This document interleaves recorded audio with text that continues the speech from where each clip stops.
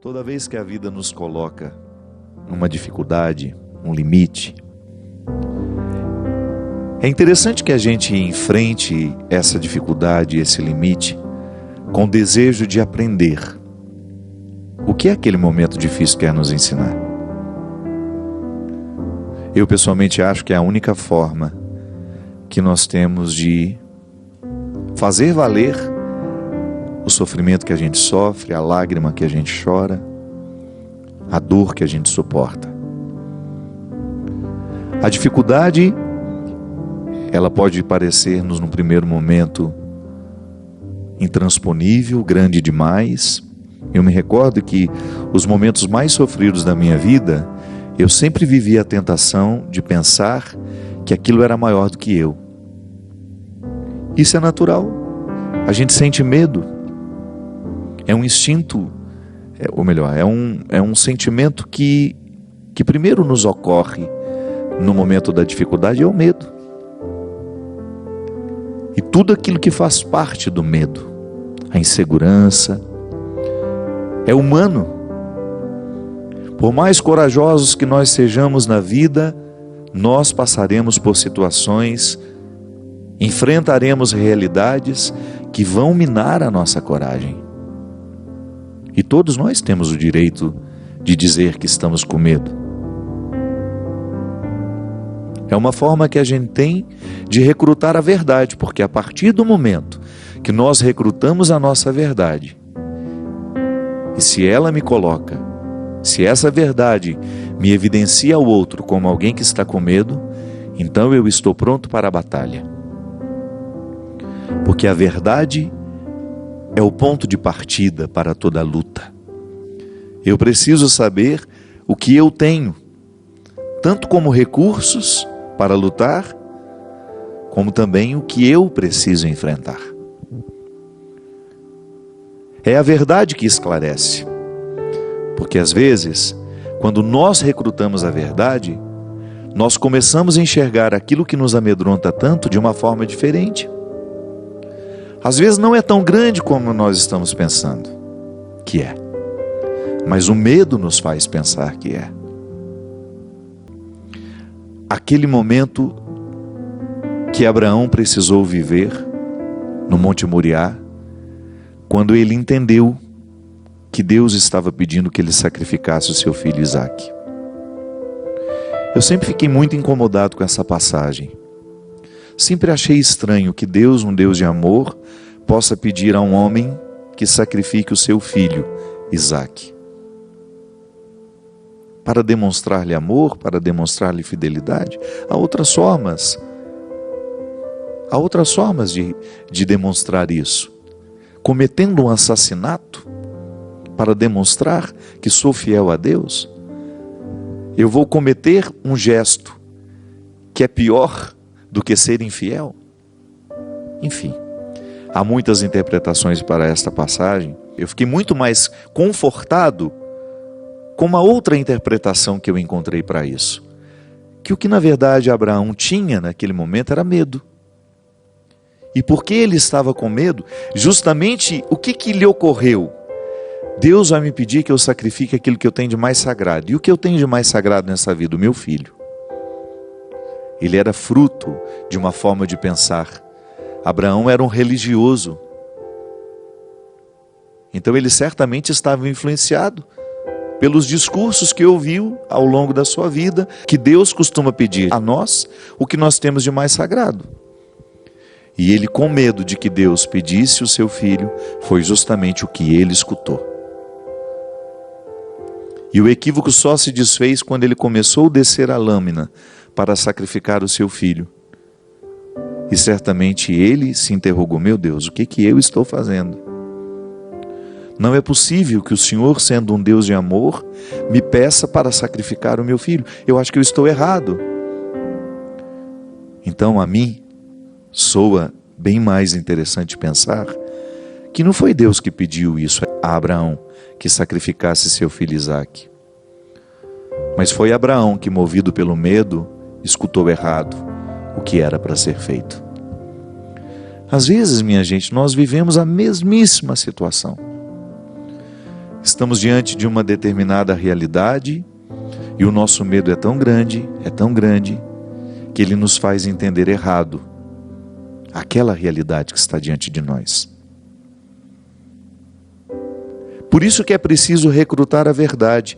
A verdade vai desfazer todos os nossos equívocos para que a gente tenha uma compreensão exata do que nós precisamos enfrentar.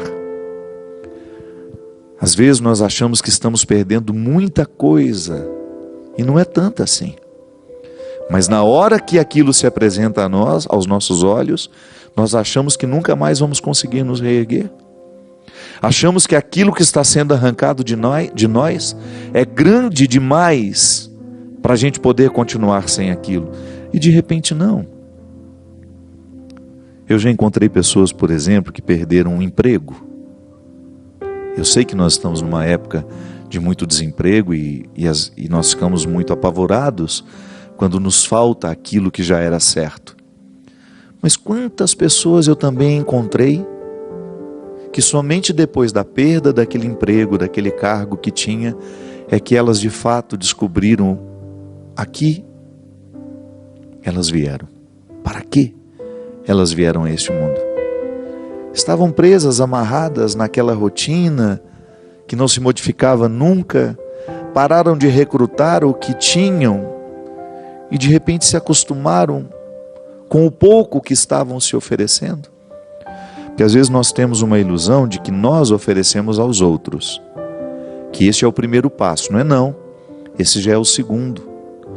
O primeiro, nós recrutamos em nós e nos oferecemos. Tudo aquilo que eu posso como pessoa, eu recruto diariamente e ofereço a mim, porque eu sou a primeira instância que experimenta o que eu posso, todas as minhas possibilidades. Ainda hoje tuitei sobre isso, né? Que o amor próprio é um recurso da nossa inteligência emocional que não nos permite fazer comparações com os outros. Olha para aquela pessoa, como ela é muito mais bonita do que eu, como ela é muito mais inteligente, como ela é muito mais capaz. Isso é injusto demais. Não é justo você olhar para o outro e comparar-se. Porque o outro, ele nunca vai ser como você, porque ele é outra pessoa. E você nunca vai ser como ela, porque você é outra pessoa. Agora, ocupe-se do que você pode se oferecer. Pare de prestar tanta atenção no que o outro já ofereceu de si e depois ofereceu aos outros, e você vai descobrir o que você pode descobrir dentro de você.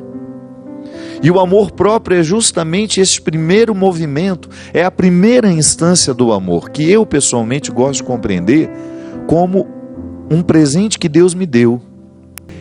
Ele nos amou para que tivéssemos amor com que amar. Então, o amor próprio é essa primeira reserva de amor que nós recebemos, que funciona como uma espécie de imunidade espiritual afetiva. Eu faço uma experiência de amor comigo, eu me cuido, eu tenho preocupação com a minha saúde, eu tenho zelo pelo meu corpo, eu tenho zelo por aquilo que entra no meu ouvido, que vai influenciar a minha mente. Não faço questão de guardar mágoas, rancores. Por quê? Porque são sentimentos estragados, que não edificam. Então eu tenho respeito por mim. Eu sou o território da primeira proteção. Sou eu que estou me oferecendo aqui neste momento, numa realidade muito íntima, muito íntima. Por isso eu compreendo que este é o primeiro derramamento de amor que eu recebi, que se chama amor próprio. Neste amor próprio, Deus me ama, me protege, me resguarda, me dá coragem para enfrentar os que desafiam a minha dignidade, aos que não querem me interpretar como alguém de valor. Então este é o primeiro momento em que eu estou recolhendo tudo aquilo que é próprio, tudo aquilo que faz parte da minha idiosincrasia. Uma palavra difícil, né? Idiosincrasia, o que é isso? Tudo aquilo que diz respeito a mim, tudo aquilo que diz respeito ao ser que você é, as suas características, as suas possibilidades, os seus limites. Então, nesta primeira experiência de amor próprio, eu crio este círculo de proteção. Eu me amo porque Deus me ama. Deus me ama e vai me ajudando a me amar também, a me acolher, a me recolher. E todos os dias, num exercício de auto-amor, eu vou buscando dentro de mim tudo o que é necessário para eu viver melhor. Então, eu me ofereço. Num primeiro movimento de amor, eu me ofereço aquilo que eu tenho de mais precioso. E somente depois eu começo a oferecer aos outros. Essa experiência, minha gente, ela é fecunda. E é ela que nos realiza. Então, às vezes, uma dificuldade chega e nos acorda para a gente perceber que nós paramos de cavucar na terra da nossa essência, que nós ficamos acostumados àquele pouco que aquele trabalho, que aquela função, que aquele grupo de amigos estava me recrutando. É por isso que o desafio é sempre positivo na nossa vida. Você olha para aquela transferência, você olha para aquela perda, e num primeiro momento, qual é a tentação? Pensar, não sobreviverei fora do que eu já estou acostumado. E de repente, essa transferência, essa perda, essa mudança, é apenas uma batida na porta, que Deus está fazendo questão de vir pessoalmente bater na porta da sua vida, do seu coração, para que você perceba que você é muito mais do que você imagina ser. Que você ainda não se ofereceu nem a metade do que você pode se oferecer. E porque você ainda não se ofereceu, porque você ainda não descobriu, ainda não revelou a você, é claro, é natural que você não tenha oferecido também aos outros. Você não sabe que tem? Como é que você vai oferecer ao outro algo que você nem sabe ter? Mas às vezes nós descobrimos que temos com o próprio movimento da vida, volto a dizer, através de uma perda, de uma mudança, que num primeiro momento parece nos assustar, mas depois se mostra absolutamente frutuosa, porque abriu a nossa mente, o nosso coração, o nosso jeito de sentir e de pensar, o ser que somos e o ser que ainda podemos ser. Eu pessoalmente já vivi muitos momentos em que eu achei que não suportaria. Primeiro porque eu sou dramático, né? Eu sou naturalmente dramático. Eu tenho, como diz Adélia Prado, uma capacidade enorme de dramatizar os mínimos acontecimentos. É uma característica minha, que eu aprendo a lidar com o dia a dia.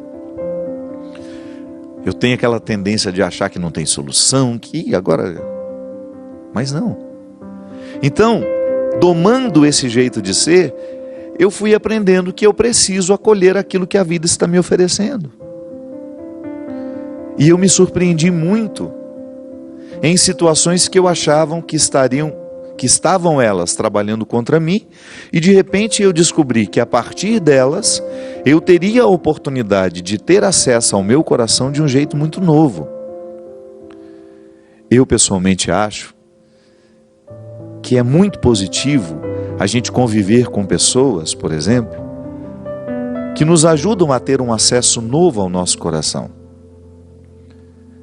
Quando nós estamos muito viciados pela forma como os outros nos veem, a gente corre o risco de se ver também de forma viciada.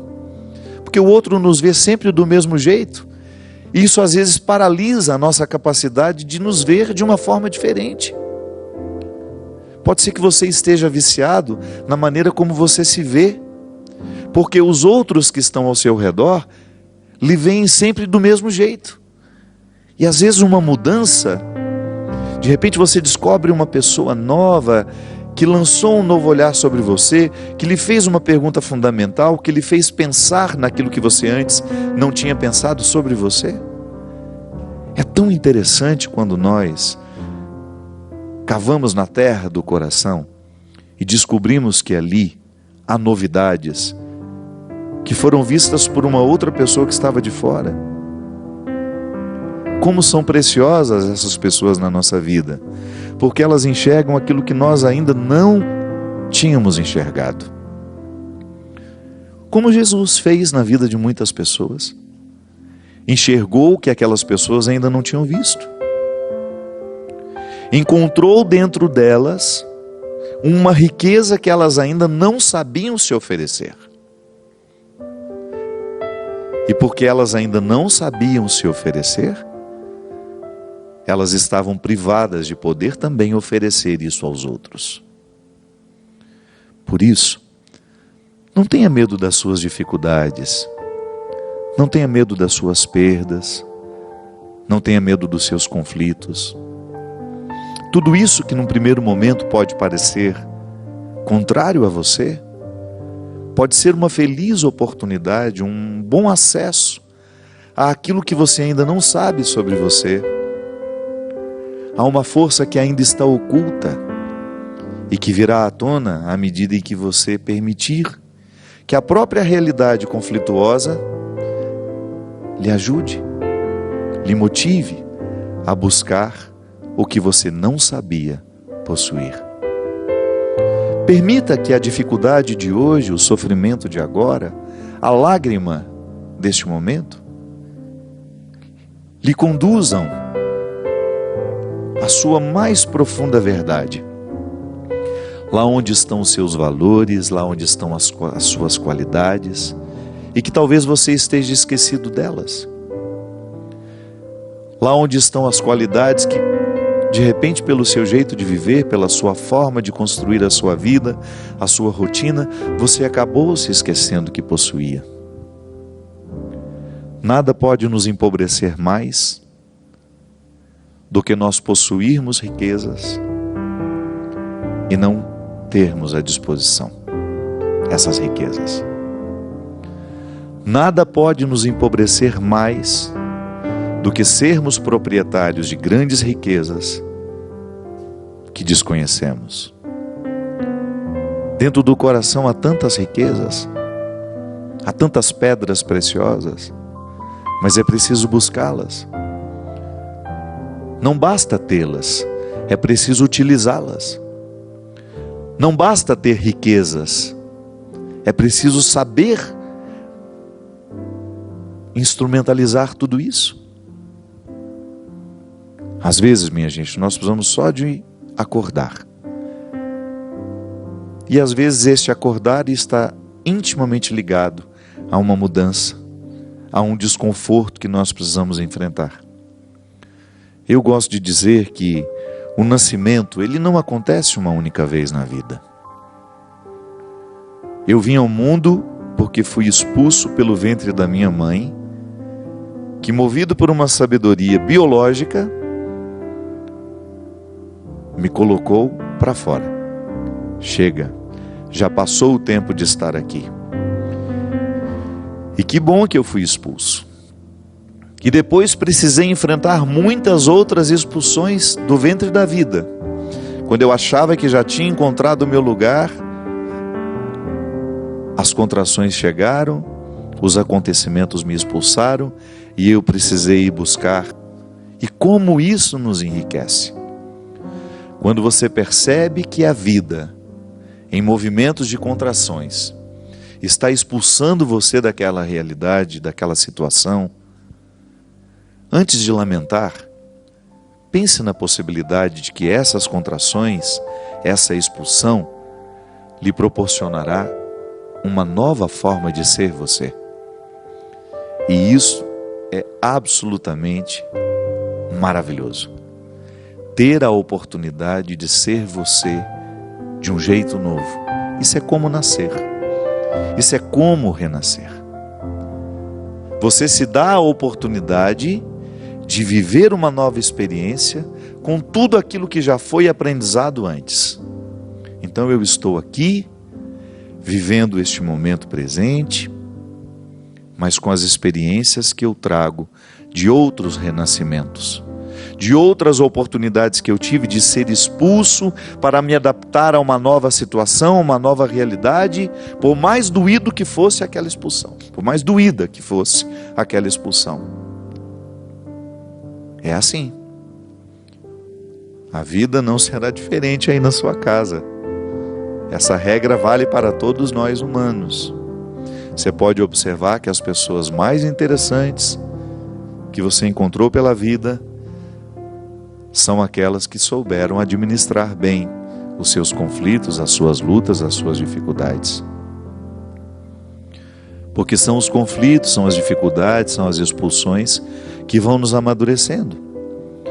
Nós vamos descobrindo novas formas de ser quem somos a partir das dificuldades. É assim que nós crescemos. E é assim que nós vamos crescer. Toda vez que a vida nos apresenta um desafio, nós precisamos administrar o desafio.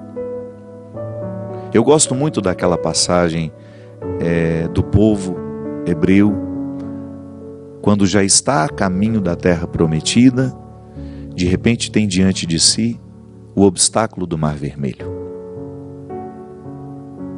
Precisa atravessar. Aquele obstáculo parece intransponível. Como tantas vezes na nossa vida, o obstáculo também nos parece intransponível. Moisés vai pedir a Deus uma solução e Deus devolve a ele. Eu não posso fazer nada se vocês não fizerem a parte de vocês. Deus não disse tudo isso. Deus disse apenas a Moisés: diga ao povo que caminhe. Que o povo não se prenda ao obstáculo que está diante dos olhos. É o mar. De repente, olhando para aquele mar, o povo pensou que estava tudo terminado, que estava tudo acabado. Mas não.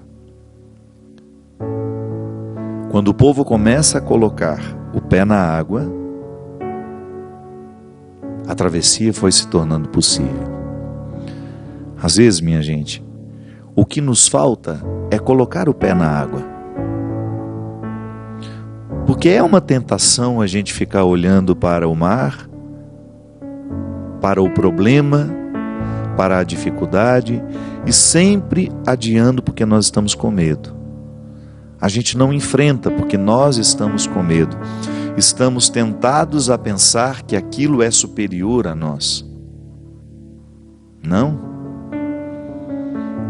Nós só vamos descobrir o verdadeiro tamanho do problema quando nós começamos a enfrentá-lo. Porque às vezes, antes de enfrentá-lo, ele pode parecer 3, 4, 10 vezes maior do que de fato ele é. Mas a partir do momento que nós começamos a estabelecer com ele uma relação justa, que é justamente de aplicar soluções para ele, nós vamos percebendo que ele não é tão grande assim. Eu não sei. Tudo nessa vida pode ser contornado, pode ser suportado, se nós estivermos dispostos. Eu sei que há dores que num primeiro momento parecem intransponíveis. Eu já falei aqui várias vezes, continuo dizendo. Ver uma mãe perder um filho, por exemplo, é uma dor que parece não ter solução. É impressionante como, diante de uma tragédia como essa, nós temos a tentação de pensar que somos culpados. Nós temos a tentação de pensar que nós poderíamos ter feito diferente. Sim, só que o acontecimento já está ali. É inalterável. Não há nada que se possa fazer agora para modificar o antes. E que a gente só resolve por meio da conversa, minha gente. Eu admiro muito os bons terapeutas, porque eles nos põem para falar.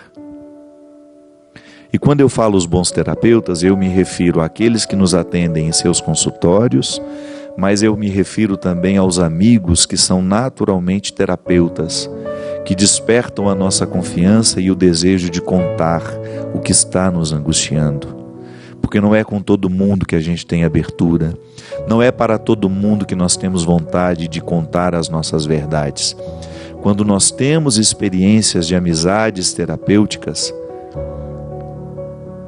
quando nós temos a oportunidade de viver a fraternidade terapêutica, nós verbalizamos muito o que nos incomoda. E a própria psicologia nos ensina que o primeiro passo para a cura é justamente verbalizar. Dizer aquilo que está dentro de nós como se fosse uma comida que não fez digestão. Sim, nós falamos de digestão emocional também. Não é só o alimento que a gente come que precisa ser digerido para que não nos faça mal. Se você tem uma indigestão alimentar, você fica indisposto. Mas os sentimentos também precisam ser digeridos. É a digestão emocional. Quando você metaboliza o que o outro disse de pesado, a traição, tudo aquilo que foi ruim do que foi vivido. Sim, isso precisa ser metabolizado. E a gente metaboliza falando, contando, pondo para fora. Por isso que é preciso ter muita paciência. Às vezes a pessoa vai precisar dizer aquilo muitas vezes. Por quê? Ela está se livrando. Ao falar, ela vai tendo condições de lidar melhor com aquilo que angustiou tanto. Pelos caminhos da dor, há um aprendizado que nenhuma alegria poderia nos fazer chegar. Por isso é preciso dizer. Por isso nós precisamos do processo terapêutico, seja no consultório ou seja a partir de amigos saudáveis, que nos permitem a experiência da catarse, da purificação, da limpeza emocional que nós podemos fazer quando falamos e somos ouvidos. Sim, porque não basta falar. É preciso perceber que o outro lhe escuta, né? Nem sempre nós falamos e somos escutados. Às vezes nós falamos, o outro está diante de nós, mas ele não nos ouviu. Ele não viveu com a gente aquele momento. Por isso que eu digo que é tão importante a gente ter espaços saudáveis de convivência, onde o que a gente fala é escutado. Isso faz a cura acontecer dentro de nós. Por isso, não tenha medo de dizer o que você precisa dizer. Verbalize. Procure um lugar, procure alguém que tenha condições de lhe ouvir. Quem sabe assim você vai descobrir que aquilo que você está enfrentando não é tão grande quanto lhe parece. Às vezes a visão do outro corrige a visão equivocada que você está tendo da vida. Às vezes a visão que você está tendo não está lhe favorecendo, porque ela é distorcida pelo medo que você sente. Você sente medo e naturalmente olha para a sua dificuldade e a interpreta muito maior do que ela é. De repente o outro vem porque enxerga de um outro ângulo e lhe diz, não é tão pavoroso quanto lhe parece ser. E aquilo é libertador, porque lhe proporciona uma nova forma de enxergar. Que o Deus Todo-Poderoso venha derramar a sua bênção sobre nós, clarear o nosso entendimento, modificar a nossa linguagem, curar-nos em posturas antigas que nos prejudicam no dia de hoje. Que o Deus Todo-Poderoso derrame sobre você a lucidez, a bênção da lucidez, para que ao olhar para os seus problemas, você recrute a verdade e saiba o que de fato você precisa enfrentar, não tornando isso maior nem menor do que é, apenas permitindo que a realidade seja o que ela de fato